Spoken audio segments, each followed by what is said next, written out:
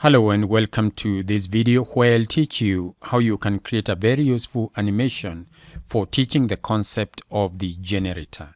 This animation shows a two-dimensional figure of a single coil rotating in a magnetic field. On the right is an alternating current waveform which is seen on the CRO. All this is done using Microsoft Word and Microsoft PowerPoint. I use Microsoft Word to draw diagrams which are symmetrical and then export these to PowerPoint where I add animation to create the effect which you see here. This animation has three important parts: the coil, the magnetic field, and the waveform. I will show you how you can draw all the three and then how you add animation to each one of these in order to create the effect that you see here. So let's jump right into the first step, which is how to draw all the diagrams using Microsoft Word.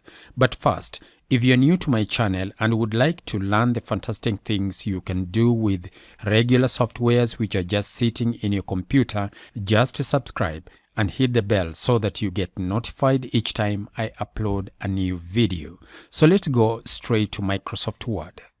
So here we are in Microsoft Word. The first thing that I've done is to insert this grid. The next thing is to insert the drawing canvas, and then I want to draw that magnet. So I can use these shapes here. This rectangle can enable me to draw the North Pole. That would be a good size. So I go over here and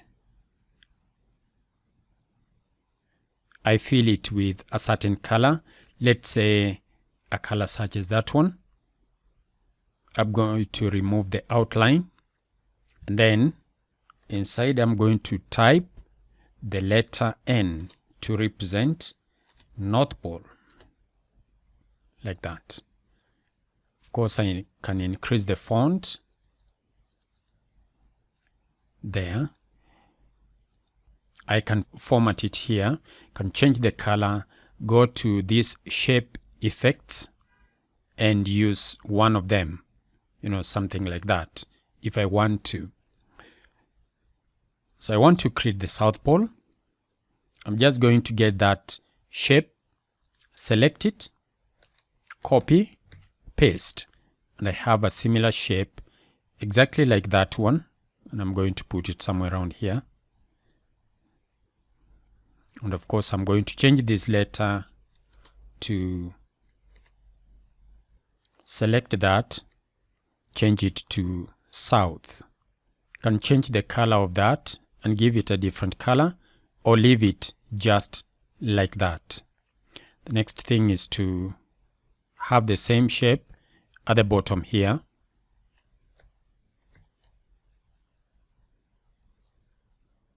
Put this shape there. Grab this corner, and then there we have it. And you can see my U magnet is taking shape. I can use different colors or just the same color. For simplicity, I'm just going to use the same color. So select all the shapes, go to format, and then I group them so that they act like one shape. Remember, I can go to shape effects and use any one of these shape effects. It really brings out the diagrams to life. But I'm going to keep it that simple. Maybe when you're designing yours, you can add all those shape effects as you want. So here we've got a simple magnet. The next thing is to draw magnetic fields. Of course, I'm going to draw a straight line from that point all the way to this point, somewhere inside there. Make it as thin as possible, just to have that thickness. I want to put an arrow here at the center. So I'm going to grab the same line, copy, paste, but on this line, I'm going to put an arrow to it. Let's say pointing to the right. I can format this arrow go to arrows, and then go to the end type. The end type, this one appears like a good type, and then the end size. The largest size is here. Of course, the smallest size is there. And I think this size is good. And then I'm going to reduce the size of this arrow. Just grab this end. First of all, close that. Grab that end. Reduce the size of the arrow.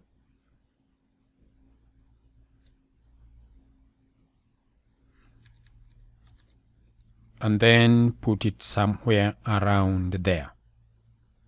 Or even at the beginning, because it is this arrow that I will have to move like that. So that is as far as the magnet is concerned. So let me put it aside somewhere around here so that now I can draw the coil here. Now for me to draw the coil, I need it to be very symmetrical. So one of the best shapes I can use for that is a circle. You know that coil will fit inside here. So now the reason why using the grid is very important is because, like you can see, it makes sure that this one is a perfect circle. You see, for example, if it is like that, it can be able to see that it's not a perfect circle. So if I'm not using the grid, I might not know whether that one is the best circle or this one. But when you're using the grid, you're able to count the number of boxes this way should be equal to the number of boxes that way. It's just a simple skill. Let me see about the fill, no fill. And then when it comes to the outline, I'm going to use these dashes, these ones here. And from here, I can be able to increase the size or the weight as I might want, something like that, or even as big as that, no problem. Then the next thing is to, once I've got this, I now want to draw the cross section of the wire. Remember, this coil that I'm using has, these are the cross section area of the wire. When I come to this, I can be able to see that there is this point here. I want to put this circle exactly at this point and exactly at this point too. So how do I know that? Grab a square, come over here, put a square. Of course, there is no fill in the square. I want that square to identify these points here, because that is where I want to put this circle over there. All right. So at this point, I can remove the grid. I can even remove the other circle that I had put there. So go to View, remove the grid. So at this point, I have my circle here. I can color it the way I want. I want to leave it as blue. Copy, paste, and bring that other one here. I want it to be exactly at the middle here. Maybe what I can use while I'm working on it is just to draw two lines that I'm going to identify these points very accurately. Let me bring back the grid so that I can identify this center point.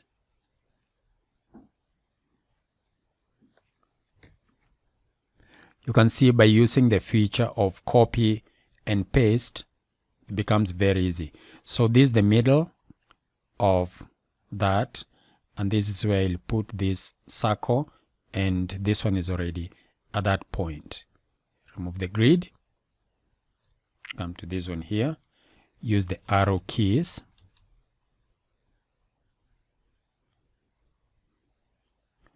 maybe I can remove the fill so that I'm able to see through.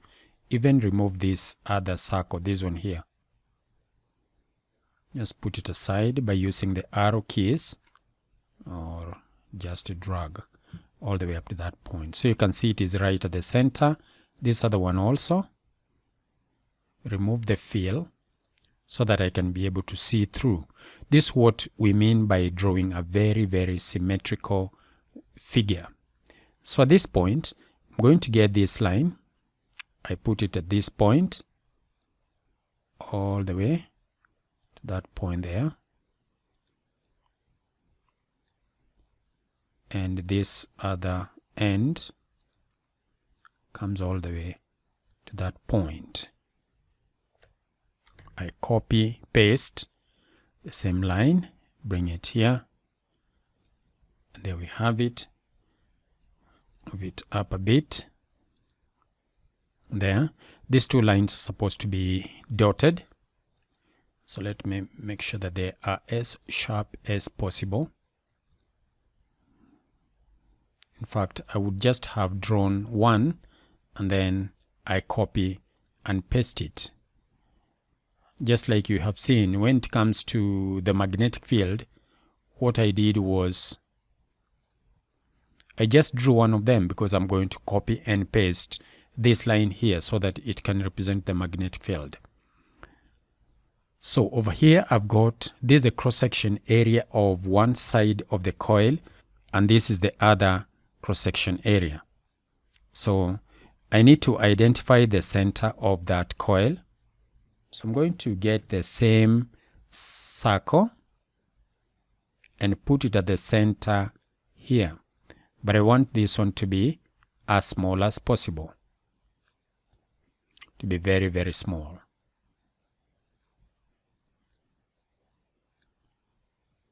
Something like that. Use the arrow keys to move it all the way to the center. And it is exactly at the center. Maybe this one I can fill it with black and then remove the outline so that it appears to be just a dot. And at this point, I want to remove that square and that one. So this is what I get. Remember, I started with this. I can be able to get these shapes from this one here just by going to outline, weights, think in more lines here. When I come to the end type, I'm going to round it up. At the moment I round it up, you can see I can have so many dots round. So I can have this one spinning instead of this. At the same time, this one can act like a very good guide to enable me to identify where to put the circles. So let me put that one away. So at this point, I'm going to group all these three shapes. Actually, there are, how many are there? There are 1, 2, 3, 4, 5. I want to group all these 5 shapes. I go to Format, Group, and they act just like one shape. So I get that shape and put it in the middle here because that is the shape that I'm going to rotate. Or I can just have it somewhere around there. So what do we need after this? After this, we need a wave. So let me delete this because now I don't need it. After this, now we need a wave. Again, let me go back to grid lines here because I want to draw a neat wave. I'm going to have the x-axis over here. Same time, make it to be as sharp as possible.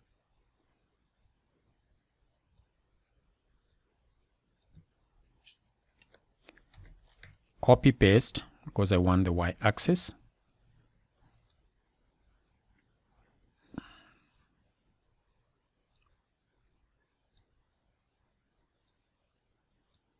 There, it's at this point that I want to draw the wave. I go to shapes and then I choose this. This one is a curve. So I'm going to start my shape at this point. It will rise to this point. Maybe let us say how many squares? 1, 2, 3. Let me just make it 3. This will be the peak of the wave, and then it will drop again to this point. Again, 3 more squares. 1, 2, 3. This is what we mean by symmetry. I don't want to draw any, any shape. Of course, I can continue with this and draw a continuous wave, but because I want to color the various sections of this wave, like for example in the simulation you saw that one part is red, the other one is blue, I want to draw it in bits. So this is the first half of the wave. Copy, paste. So the other one will come after. These are 1, 2, 3, 4, 5, 6. It will be there. Again I paste, but this time this one I'm going to turn it through 180 degrees, or rather upside down, so that it comes and fits here. You can see that skill helps you to draw a neat wave, especially a situation where you want to color it. Remember, I'm doing this because I'm interested in that aspect.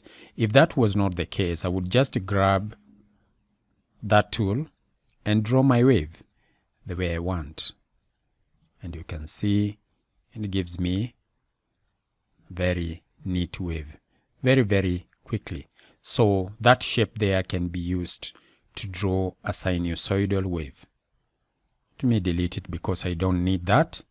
So at this point, I can increase because I can make it to be sharp, then come to the outline, the weight, make it a little bit heavy, maybe up to that much.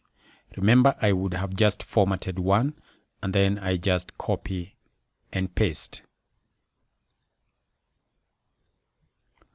So I increase the weight again up to the same magnitude. Again, this one.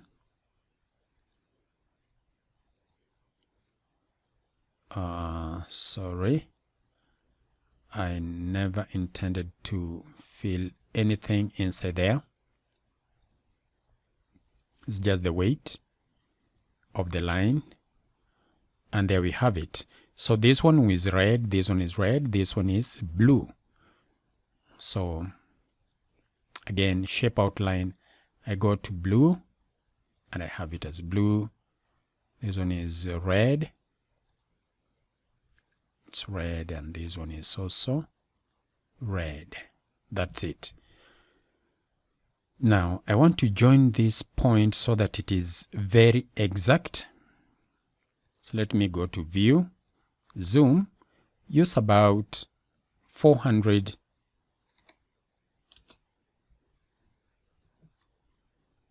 When I use that value of zooming in, you can see that I'm able to work on very fine details. You can see the continuity is broken around here.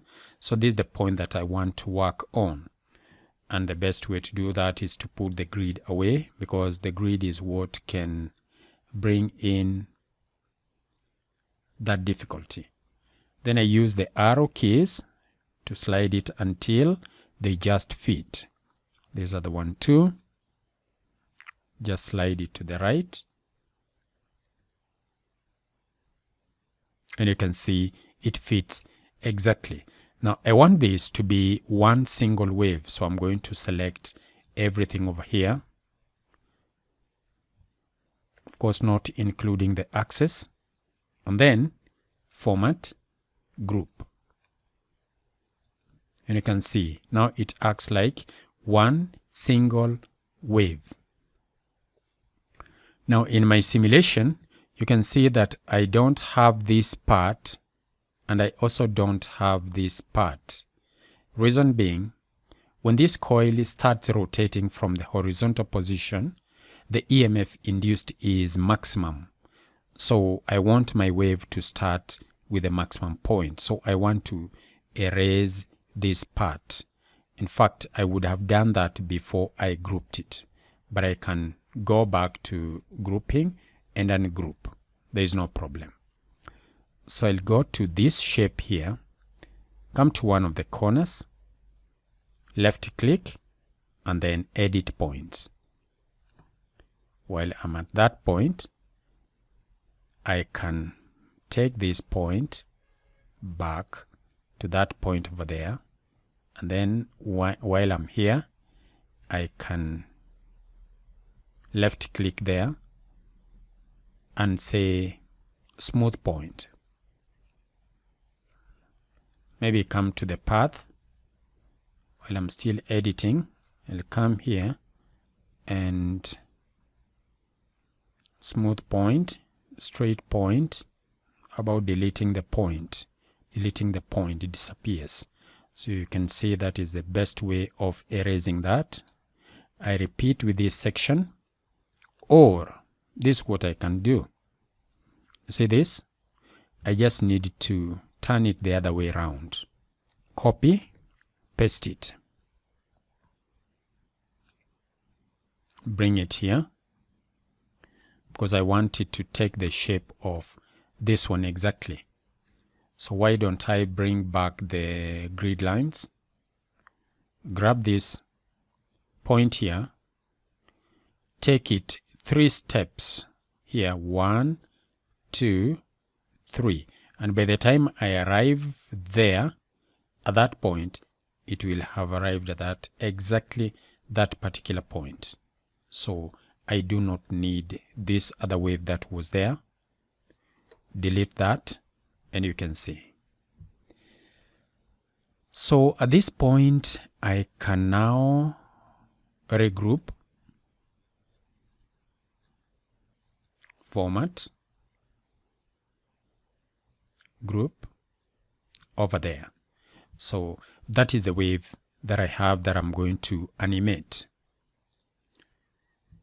Zoom out to 100% over there, and I have everything as it was. Let me go to page width, because that is the best one that I have. So what is it that I don't have? I have created everything. I've created the magnet, the magnetic field, the coil, and the wave, and of course the axis. So I'm going to select all these. Remember, the reason why we are using Microsoft Word is to draw diagrams which are very symmetrical. And in order to do that, you can see that I'm making use of the grid. So I copy and I go to PowerPoint. So we are in PowerPoint. This is one of the slides, and I'm going to paste the shapes here.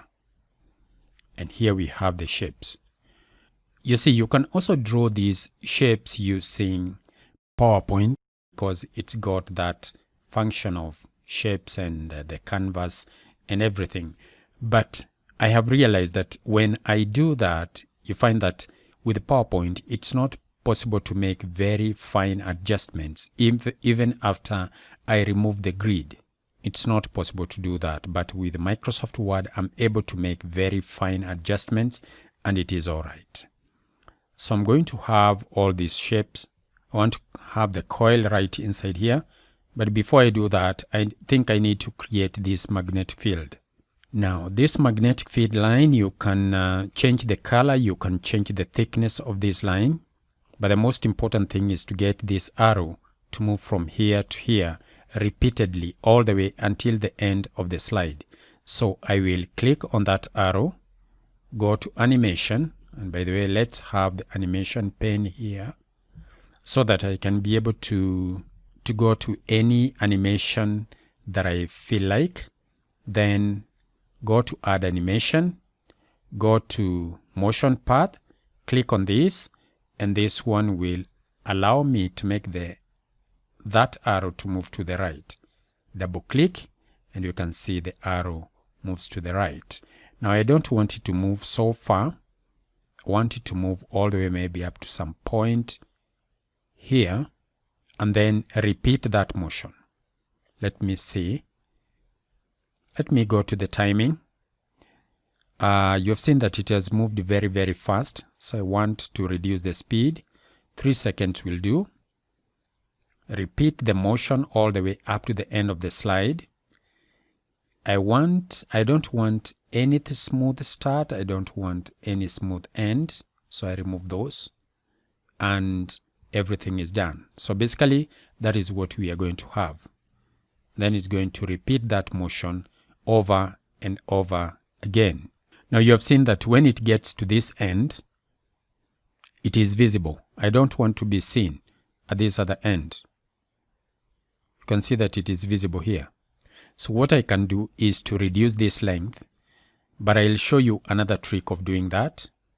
Go to shapes, get a shape such as a rectangle, come and put it here. Just next to that diagram, like that. Change the color of that shape to be the color of the background.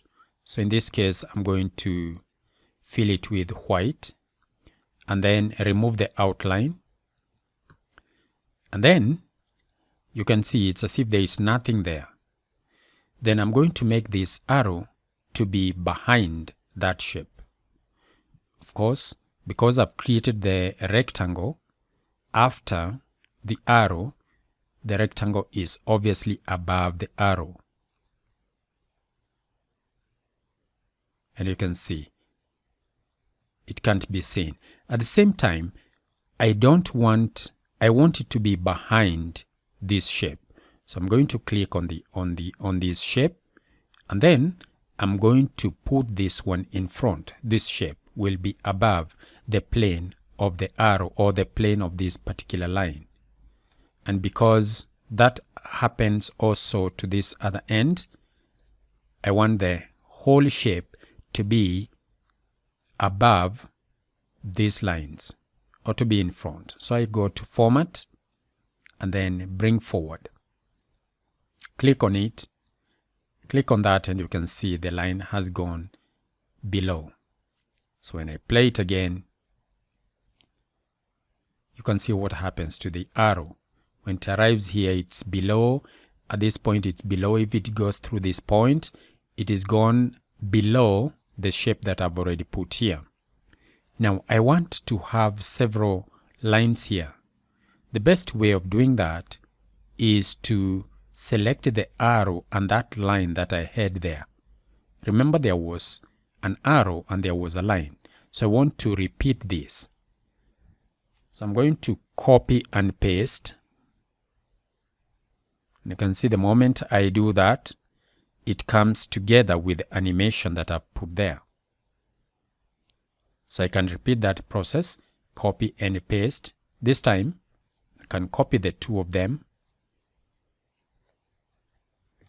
paste, align them, move them like that.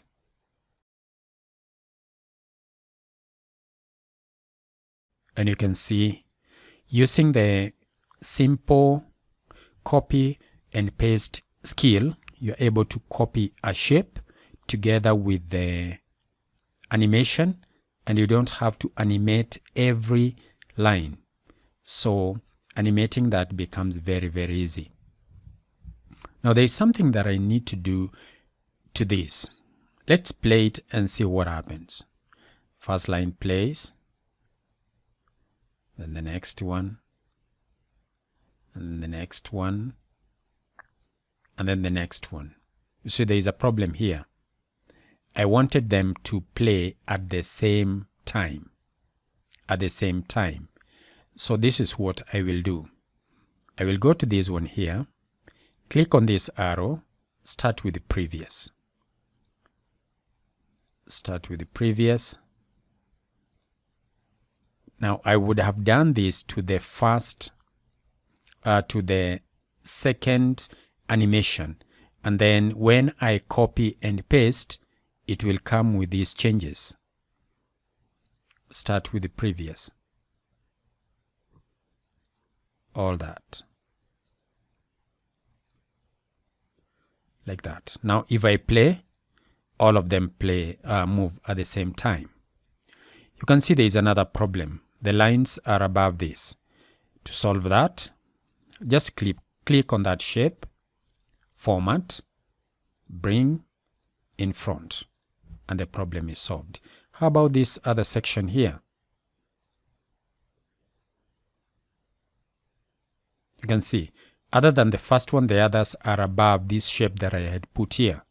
So what is it that I need to do? Click on that shape, format, take it in front.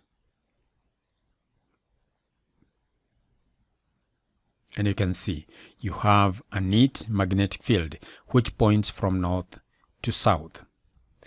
Next, I need to put my coil inside here so that it can rotate.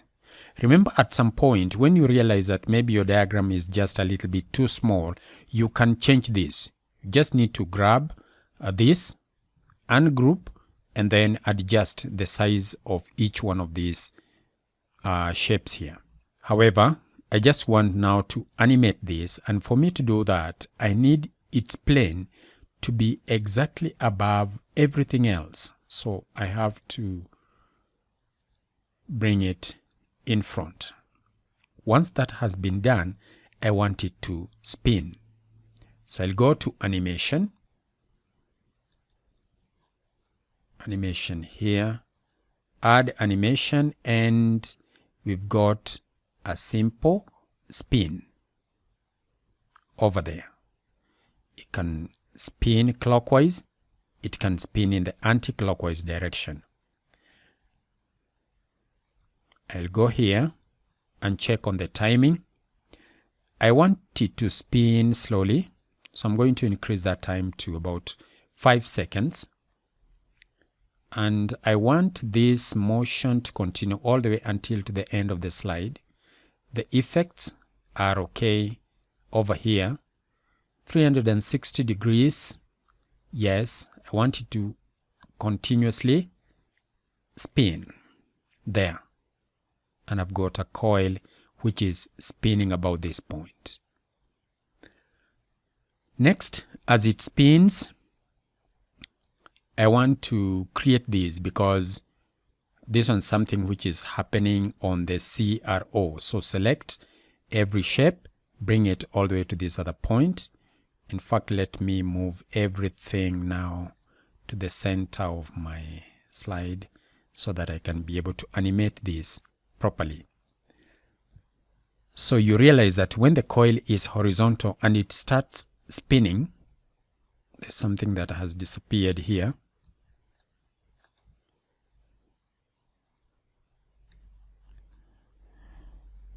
This arrow here has gone under this shape. So that is why it had disappeared. Now, when it starts to rotate, it is at this point that maximum EMF is generated. So this is what I want to happen. I want the axis, the x-axis, to move the axis to the right, maybe up to some point there. When time is 0, I'm going to start with maximum EMF, but I want this one not to be visible. How do I do that? Of course, you know, I'll get another shape like this and then cover it up. Alternatively, I can bring this one all the way up to that point, and you can see because it is in front of everything else, it has covered that shape. But because this is the shape that I want to animate, I need it to be visible. I also need to put a grid over here, because you can see in my simulation there was a grid. So all I need to do is to create a simple grid just using lines. I can get the first line to be parallel to the y-axis like that. Maybe I'll move through 3 steps like that. Copy, paste, repeat the process. 1, 2, 3. Maybe that is nice position. Copy the two of them, paste again,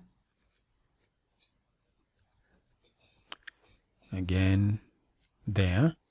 I'm going to copy now the 4 lines and paste.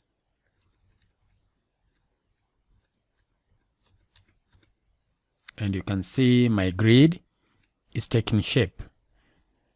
The other step is, of course, to get one of these lines and draw a horizontal line.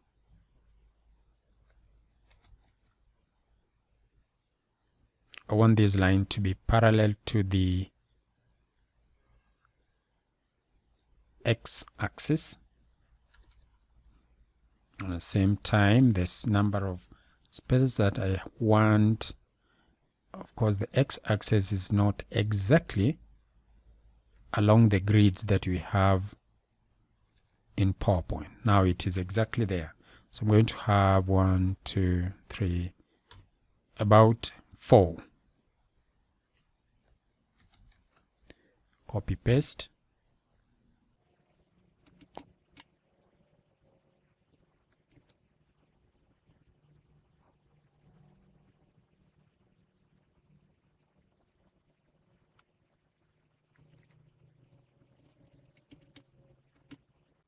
And you can see it is very easy to get a grid.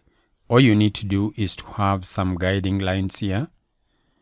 You can also insert the grid if you want.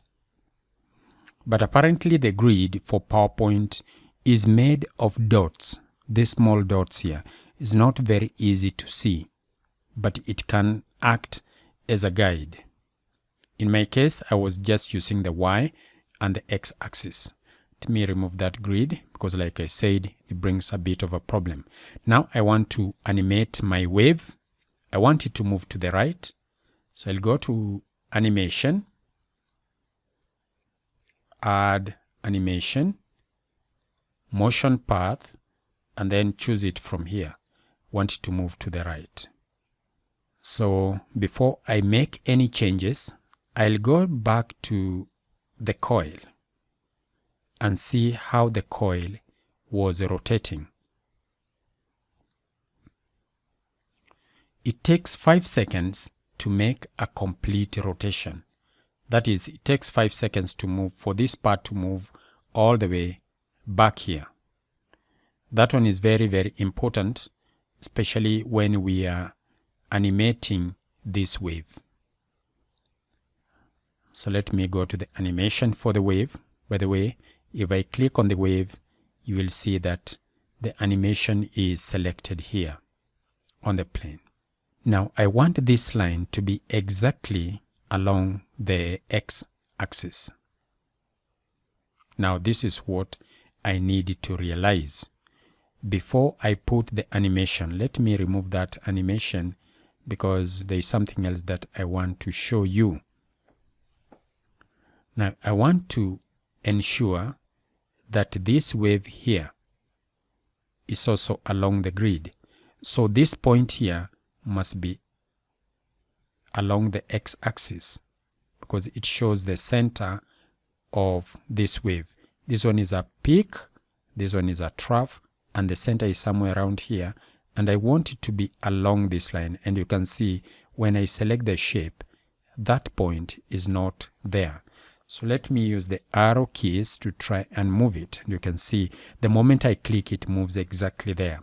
The reason why it moves to an exact point is because I have moved the x-axis to be along one of the lines on the grid of the PowerPoint of this slide.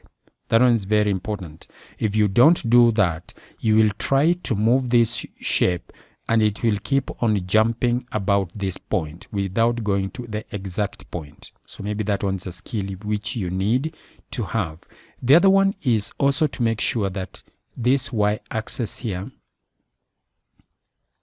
is also along one of the lines on the grid. And one of the ways you can do this is just to tap on the arrow keys like that. And now I'm sure it is along one of the lines. And you can see even the peak goes to an exact point. So at this point, I can begin the animation. Maybe I might want to group all these lines so that it becomes just one shape. So group that so that I have all that. I'm going to select my wave and then animate. Move to the right, double click, and there we have it. So let's look at some of the properties of this animation. Now I want this animation, because it's a complete wave from one peak to the next, I want it to move through a distance equal to this much, and it should take just 5 seconds, the same way as the rotation of this coil. So I select 5 seconds there. I want this motion to be repeated over and over. And then I don't want any smooth start, no smooth ending. Let me see anything else that I need to do. I don't need any auto reverse. So I'm going to click. As soon as it reaches there, it will spring back or it will jump back. Now that I have my wave moving on like that, I'm going to first of all have this section start with the previous, and also the animation for my wave to start with previous. So let me check what I have so far. You can see as the coil is rotating, the wave is moving. How about a slideshow? It's important to keep on checking whether your wave is working the way it is meant to work. See, exactly after one rotation, this one will have moved from here all the way to that point, and then jump back and then start again. That is exactly what you wanted. So let's go back and work on this other section here. So I can drag this so that it comes and covers the wave. It covers the wave exactly up to that point. Again, let's see what happens. You can see as soon as this one starts rotating, the wave starts to appear. But there is a problem. It moves through a very large distance. I want the distance that it moves to be exactly equal to one wavelength. Let me see how that wave looks like. One wavelength is from this point all the way to this point. So I'm going to get a line, draw it from that point all the way to this other point to signify that that is exactly one wavelength. Let me see whether this distance is equivalent to the number of squares that I have here. No, it's not. But the distance that the wave moves is equal to the length of this green arrow here. It moves all the way from this point to that point. So let me select that path and reduce its length so that it comes all the way to this point here. Then I release it. You can see when I release it, it jumps to a different point. This is what I was talking about. When you're using PowerPoint, when you want very fine adjustments, it brings a bit of a problem if you have not drawn your diagram to be exactly, to have the same spacing as the spaces that we have on its grid. So there is something else that we can be able to do here. I can click on this, and then I can make my wavelength to be equivalent to the number of spaces that I have here. You can be able to do that. All you need to do is just drag this to the right.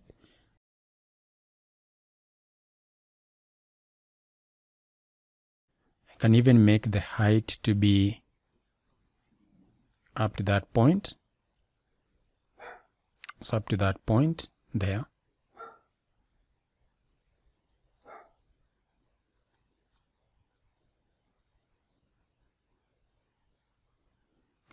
I want the wavelength to be equal to 1, 2, 3, 4, 5. Move it up to that point. So the length of this arrow here should occupy 5 squares. 1, 2, 3, 4, 5. So how many squares does it occupy so far? It starts from the middle here. 1, 2, 3, 4. Shift it to this direction. So this one is going to start from 1, 2, 3, 4, and then it's going to move all the way to the center here, so that I have it occupying 5 spaces. 1, 2, 3, 4, a half, and another half. Let me remove this guiding line. Let me check the animation. I think it looks good enough. Looks good enough. The only thing is that I select on it. Once I have it, I'm supposed to move it all the way to the edge here. There. That's where it's supposed to be. So that now I can get this and I can cover up the wave like that. Let's play. And you can see now as the coil rotates, it's going to display that wave on the screen of the CRO. The diagrams that I've used here do not look like the ones that I've just shown you in my video, in the introduction. They don't look the same because all you need to do now is start formatting.